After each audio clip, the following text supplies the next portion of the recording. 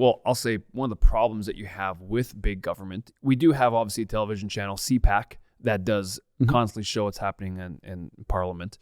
And they do put things out on their website, but if you're not actively seeking or actively amongst all the other things in your life that are important, it is tough to find out unless you are following maybe the right people. But I would consider that you're actively seeking what's going on.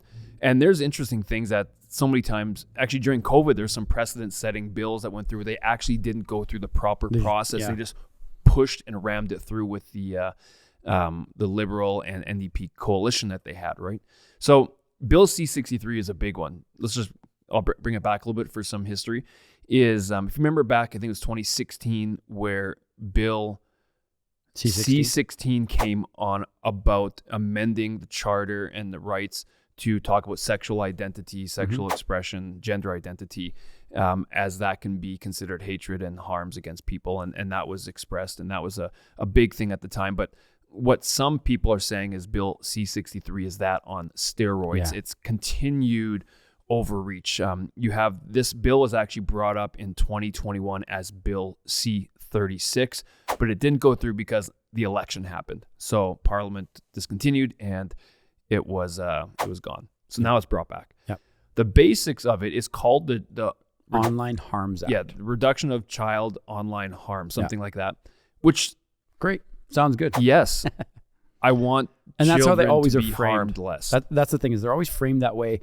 And so it's easy to just overlook and go, oh yeah, okay, Online Harms Act, easy. Protect my kids, please go ahead. The thing that I think we have to be aware as citizens is that if you're relying on a 1 or 2 liner summary of a bill compared to the 100 pages that's actually 102 pages long, that's actually involved, you're not even touching what the bill is about. And if you aren't being aware, or you're not listening to people like us or others who are looking into this, then it can be you can be easily fooled, because of course with what this is about, we don't want people to be harmed. Yeah.